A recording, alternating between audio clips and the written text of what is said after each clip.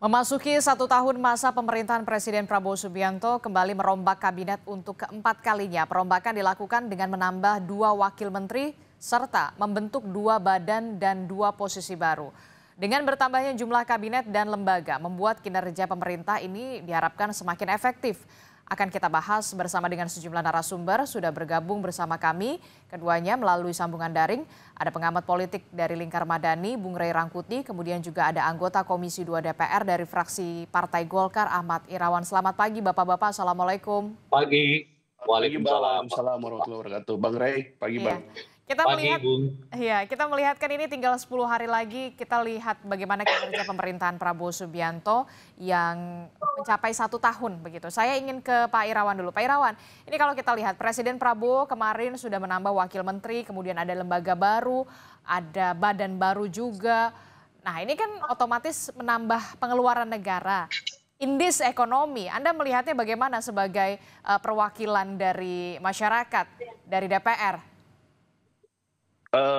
Kami sendiri sih melihat satu bahwa proses pengangkatan wakil menteri tersebut masih masuk dalam bagian dari kewenangan konstitusional presiden dalam melakukan pengangkatan wakil menteri, karena hal tersebut sesuai dengan Undang-Undang Kementerian Negara dikatakan bahwa dalam hal terdapat beban kerja yang membutuhkan penanganan khusus, maka presiden dapat mengangkat wakil menteri. Maka dalam konteks kebutuhan itulah tadi kami membaca bahwa keberadaan wakil menteri dalam konteks menyelesaikan dan adanya kebutuhan tersebut.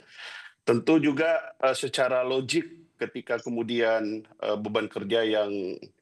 ketika beban kerja tersebut dianggap sudah tidak memerlukan wakil menteri lagi, maka presiden juga bisa memberhentikannya. Jadi kira-kira begitulah logika konstitusional terkait dengan pengangkatan wakil menteri tersebut. Dan memang bahwa Mbak, menurut kami, saya pribadi, bahwa seorang presiden dalam konteks kepemimpinan di Indonesia itu memang harus memiliki kekuatan yang memadai untuk menyelesaikan rumitnya permasalahan-permasalahan bangsa. Maka kemudian kalau kita lihat yang terbaru ada pengangkatan wakil menteri dalam negeri dan wakil menteri kesehatan. Tentu ada masalah-masalah spesifik yang harus diselesaikan oleh kedua wakil menteri tersebut. Oke, ada Gitu. permasalahan spesifik yang harus diselesaikan oleh wakil menteri yang memang sudah dilantik begitu. Tapi kemudian begini, Pak Irawan, Anda berada di Komisi 2. Kita Ya. tahu kemarin Menteri Keuangan memang ada kebijakan pemotongan anggaran transfer ke daerah, ya kan? Kemudian kita tahu juga respon dari kepala daerah ini terang-terangan menolak. Nah, Anda di Komisi 2 berada di posisi seperti apa melihat ini? Satu hal yang perlu kita clearkan dulu bahwa posisi wakil menteri itu posisi yang berbeda dengan derajat dan kualitasnya dengan posisi menteri. Tentu juga itu berbeda, konsekuensinya berbeda juga dalam hal fasilitas dan lain-lain sebagainya gitu. Nah, tetapi yang prinsip tadi bahwa tujuan dari keberadaan wakil menteri itu kan untuk menyelesaikan masalah-masalah yang sifatnya membutuhkan penanganan khusus. Nah, kalau dikaitkan dengan apa yang dilakukan oleh kepala daerah beberapa hari yang lalu yang bertemu dengan Menteri Keuangan, kalau saya sendiri termasuk yang sebenarnya tidak setuju dengan apa yang dilakukan oleh para kepala daerah tersebut, karena sekali lagi bahwa Undang-Undang APBN kita kan telah ditetapkan. Seharusnya langkah-langkah advokasi untuk kepentingan di daerah tersebut itu seharusnya dilakukan oleh kepala daerah sebelum APBN itu ditetapkan. Tapi ya sudahlah, bahwa peristiwa itu telah terjadi. Satu hal bahwa apa yang disampaikan oleh para kepala daerah tersebut tentu akan menjadi pertimbangan presiden, menjadi pertimbangan DPR sebagai satu masukan bahwa ke depan apa yang disampaikan oleh berbagai kepala daerah tersebut harus menjadi bagian penting dalam proses kita dalam penyusunan APBN. Meskipun kami sejak awal di Komisi 2 memahami apa yang dilakukan oleh para kepala daerah sekarang, karena memang pemotongan dana transfer ke daerah tersebut tentu akan memberikan dampak yang nyata bagi daerah-daerah tersebut. Oke, saya ke Bung Rey. Bung Rey, bagaimana Anda Ya. melihat ini, Bung Rey? Ya sebetulnya dari diskusi kita ini sudah tercermin bahwa yang dibutuhkan itu bukan penambahan jumlah wamen. Yang dibutuhkan itu adalah satu, segera perbaiki APBN kita terkait dengan transfer dana ke daerah. Dan untuk menjawab itu tidak menambah wamen, tapi menjawabnya ya bisa nggak dana yang sekarang di nasional itu segera ditransfer ke pemerintah daerah. Nah yang kedua, kesulitan kita secara umum sekarang sebetulnya bukan lagi administratif, tapi kesulitan kita itu adalah eksekutorial yang harus berbanding lurus dengan makin minimnya tingkat korupsi. Nah tapi lagi-lagi yang dijawab oleh Presiden itu adalah justru menambah administrasinya dan belum tentu kepada tingkat pengawasannya, alias apakah setelah penambahan jumlah wamen ini dan beberapa pejabat di bawahnya itu otomatis akan memangkas tingkat korupsi gitu. Dan sebetulnya persoalan kita tingkat di dua itu, kalau yang sifatnya desain sistem macam-macam, saya kira sudah selesai lah itu gitu. Nah, yang ketiga adalah soal efisiensi dan efektivitas. Dan kita nggak pernah mendengar teori kalau mau efisien dan efektif itu tambahin jumlah orang gitu. Yang ada kita dengar itu kalau mau efisien dan efektif itu kurangi strukturnya, kurangi jumlahnya, kurangi bebannya dan sebagainya. Nah ini semua nampaknya langkah-langkah presiden ini bertentangan dengan tujuannya sendiri gitu loh. Tujuannya itu untuk mempermudah ya dengan menambah banyak orang ya mempersulit akan lebih banyak lagi birokrasi. Misalnya begini kan kalau kita dengar argumen mengapa wamen ditambah jadi 3 karena kita punya daerah yang sangat luas dan sebagainya. Sepanjang sejarah daerah kita ya begitu-gitu aja. Kan luas bangsa kita ini Sabang sampai Merauke nggak pernah nambah. Aha. Tapi yang kemudian diharapkan adalah begini, ketika ada penambahan wamen, ada kepala badan dan segala macam itu kinerjanya begitu ya benar-benar efektif atau enggak Anda melihatnya selama setahun ini? Nah, itu dia makanya kan kalau mau efektif itu justru bukan dengan menambah orang, mempersingkat, kan kita bisa dibantu oleh teknologi. Nah sekarang misalnya kalau kita ambil kasus dengan gubernur-gubernur itu, nanti kan akan dibuat nanti mekanismenya, kalian ngadu deh ke wamen yang sono, yang Indonesia bagian timur, ngadunya ke Indonesia yang bagian barat. Jadi justru itu seperti melindungi menterinya sendiri dan kemungkinan bertemu dengan kepala-kepala daerah gitu. Karena harus dibuat dulu birokrasinya, ketemu dulu dengan wamen yang di sana, ketemu wamen yang di sini. Padahal dengan telepon sekarang, dengan Zoom sekarang, macam-macam, semua orang bisa berkomunikasi kok. Nah kan itu yang saya sebut tadi, tujuannya itu justru bertentangan dengan langkah-langkah yang diambil oleh Presiden. Nah oleh karena itulah saya kira ya penambahan jumlah wamen, terus menambah jumlah jabatan-jabatan lain. Saya kira ini nggak lepas dari politik bagi-bagi gitu ya, yang dilakukan oleh Pak Prabowo. Itu yang pertama. Jadi masih banyak mungkin orang-orang di luar sana yang belum mendapat nih jabatan. Ya. Oleh karena itu buat struktur barunya, masukkan mereka ke dalam jabatan yang dimaksud. Oke, Pak Irawan, Anda responnya bagaimana? Tapi tunggu dulu, satu lagi ya. Kalau yang terkait dengan wamen di Kementerian Dalam Negeri dan wamen di Menteri Kesehatan, saya melihatnya itu bagian dari upaya untuk mencoba mengeliminasi kekuatan-kekuatan lain yang masih berhubungan dengan Pak Jokowi gitu loh. Menteri Tito itu kan dibawa oleh Pak Jokowi. Menteri yang sekarang kesehatan juga dibawa oleh Pak Jokowi. Pak Irawan, terkait dengan apa yang ditanggapi oleh Bung Ray Rangkuti soal bagi-bagi, kemudian soal meminimalisir juga tugas dan kewenangan dalam tanda kutip menteri yang kemudian dibawa oleh Presiden sebelumnya Joko Widodo. Anda punya jawaban soal ini? Kalau itu kan pendapat Bang Ray. Tapi kalau saya melihat ada 3 hal. Satu, yang pertama kita memiliki banyak persoalan bangsa. Yang kedua adalah kaitannya dengan adanya kebutuhan untuk menangani persoalan secara spesifik. Yang ketiga, ekspektasi publik yang meningkat. Inilah yang kemudian yang ditangkap oleh Presiden sehingga mengambil satu kebijakan untuk dilakukan penambahan wakil menteri tersebut, meskipun memang dalam konteks reformasi birokrasi, dalam konteks efisiensi kan tidak harus juga bahwa pendekatannya satu urusan, satu lembaga atau satu pejabat, tetapi sekali lagi kalau kita kembalikan pada perspektif konstitusional tadi bahwa keberadaan wakil menteri itu sebenarnya dalam rangka untuk sekali lagi menangani beban kerja yang membutuhkan penanganan spesifik, maka presiden dapat mengangkat wakil menteri dan logikanya jika kemudian bahwa beban kerja tersebut sudah tidak ada lagi, maka dalam konteks kewenangan presiden maka kita tidak memerlukan wakil menteri lagi. Jadi presiden juga berwenang untuk memberhentikan gitu. Saya sih melihatnya dalam tiga hal tersebut gitu. Oke, berarti menurut Anda cukup efektif ya untuk membantu kinerja pemerintah begitu ya dengan adanya wakil menteri dan juga badan-badan baru yang kemudian dibentuk oleh pemerintah pusat.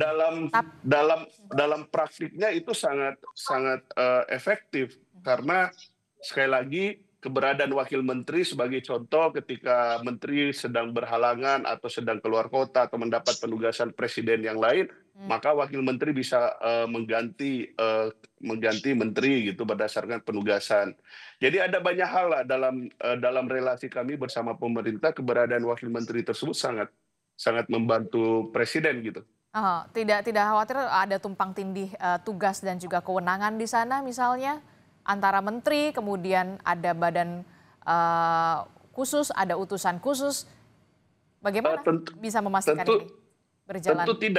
Tentu tidak ada tumpang tindih karena keberadaan badan, menteri, wakil menteri dan sebagainya tersebut termasuk utusan tersebut, tentu mereka bekerja berdasarkan mandat yang diberikan dan kewenangan yang diberikan oleh undang-undang, oleh peraturan pemerintah atau oleh instruksi presiden. Jadi memiliki batasan, misalnya wakil menteri ya bertanggung jawabnya kepada menteri yang bertanggung jawab kepada presiden, dan misalnya wakil menteri misalnya bertindak ke dalam mengkoordinasikan direktorat jenderal atau mengkoordinasikan proses birokratisasi di dalam kementerian tersebut. Jadi tidak ada tumpang tindih, termasuk kemudian kalau kita lihat badan-badan yang dibentuk oleh pemerintahan saat ini oleh presiden, itu badan-badan yang sebenarnya menangani satu tugas yang spesifik, seperti contoh Badan Gizi Nasional, ya dia akan fokus pada program makanan bergizi tadi. Jadi tidak ada tumpang tindih, dan kalaupun itu saya lihat ya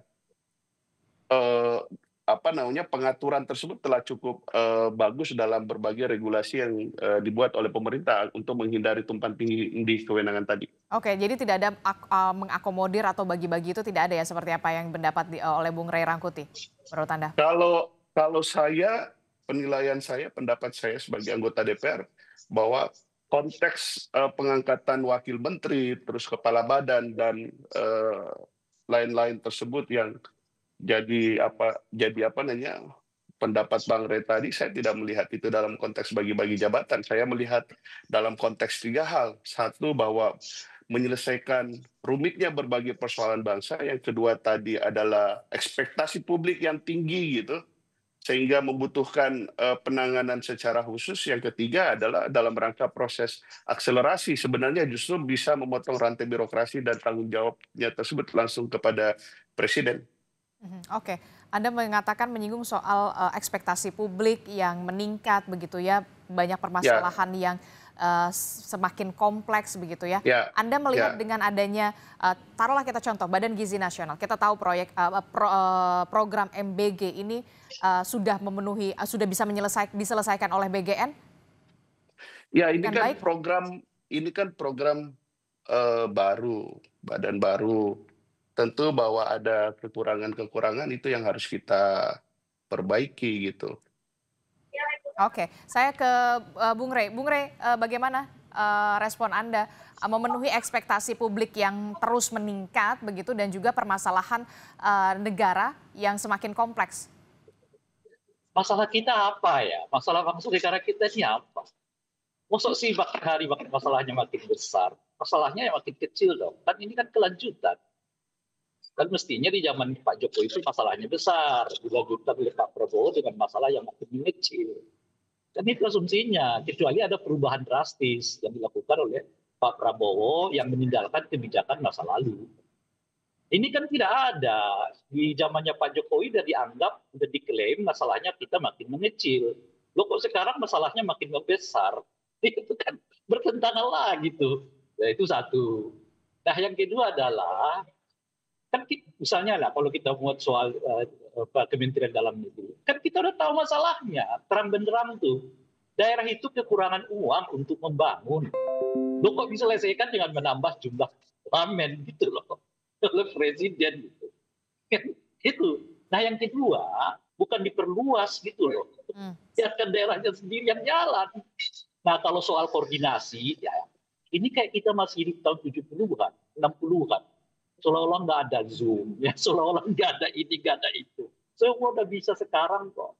Makanya kalau sekali lagi loh ya, masalah utama kita itu sekarang bukan lagi administrasi, bukan lagi desain tata kota, desain tata kenegaraan macam-macam, desain sistem. Masalah kita itu korupsi.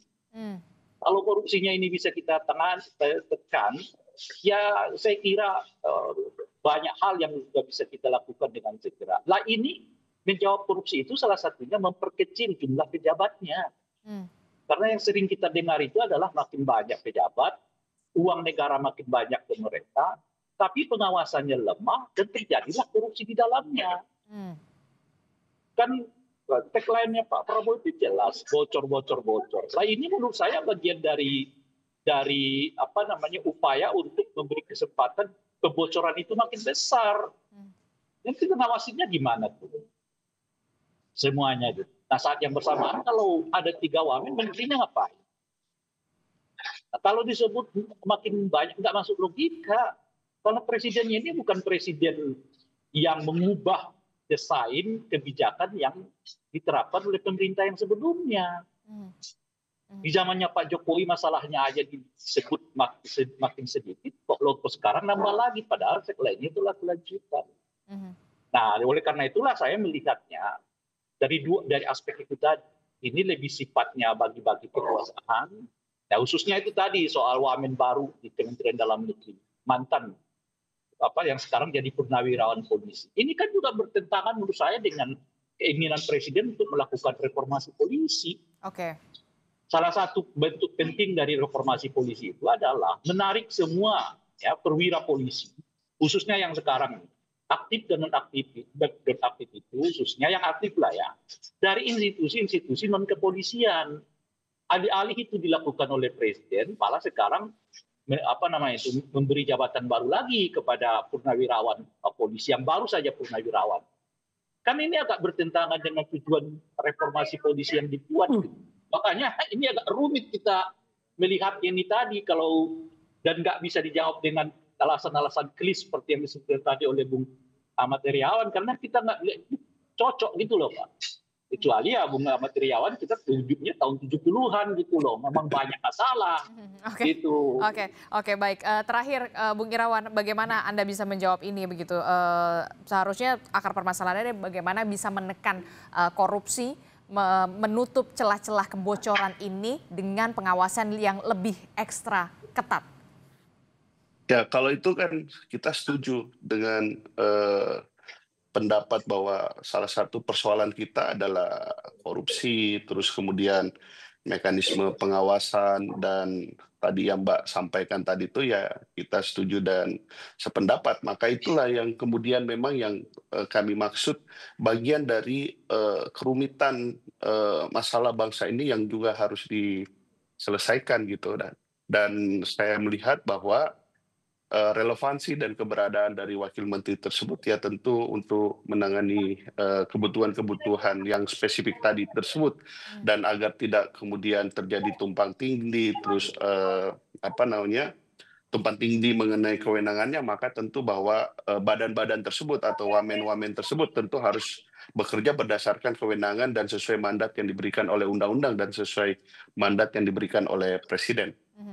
Oke, saya bisa membayangkan begitu ya, kalau karyawan saja, company saja, kita satu orang dituntut untuk bisa mengerjakan banyak hal, multitasking begitu ya. Saya juga berharap seharusnya juga seorang pejabat negara, pelayan pemerintah juga bisa multitasking untuk bisa memenuhi ekspektasi publik. Terakhir, Bung Rey. Ya, tetapi ini berbeda, Mbak, antara pengelolaan korporasi dengan pengelolaan lembaga negara, apalagi dengan model pemerintahan kita, ada yang pemerintahan yang sifatnya nasional dan ada pemerintahan daerah kalau misalnya Bang Rey tadi menyampaikan itu. Dan Kemendagri tersebut tidak hanya sekedar mengurusi daerah, tapi politik dalam negeri secara keseluruhan dan juga kaitannya dengan stabilitas politik pemerintahan dalam negeri. Gitu. Oke, terakhir Bung Rey, singkat saja. Ya, memang beda. Kalau ada beda-bedanya di mana? Kalau yang satu non politik, yang satunya politik. Maka kalau ada penambahan jabatan seperti yang sekarang, yang paling bisa kita lihat itu dalam kerangka politik. Makanya tadi, satu politiknya apa? Bagi-bagi kekuasaan. Kedua, ya mungkin bahasa lebih simpel lah. Menjaga menteri dalam negerinya maupun menkesnya gitu loh. Ini kan yang dimasukkan ini adalah orang-orang yang mungkin potensial akan menggantikan kedua beliau itu. Karena menkes dan menteri dalam negerinya ini kan ya masih sangat kuat irisannya dengan Pak Jokowi, kira-kira begitulah. Nah, yang ketiga adalah membuat supaya seolah-olah ada masalah yang begitu besar, padahal masalahnya adalah korupsi. Tapi justru dengan dengan penempatan dua kementerian ini, dua amen ini, justru menurut saya membuka peluang makin banyaknya kemungkinan kebocoran anggaran negara kita di tengah daerah-daerah kita ini sedang menjerit karena mereka dipotong ya bagiannya demi mengongkosi ya jabatan-jabatan baru yang dibuat oleh presiden ini. Oke, kita akan tunggu bagaimana kinerja selama setahun ini begitu ya, supaya bisa memenuhi ekspektasi publik seperti apa yang dikatakan oleh Pak Irawan begitu dari Komisi 2 DPR. Tentu saja kita harapkan para pembantu presiden ini bisa memenuhi ekspektasi publik, bekerja untuk bisa lebih gas lagi sesuai dengan tagline dari Presiden Prabowo Subianto pada saat kampanye. Terima kasih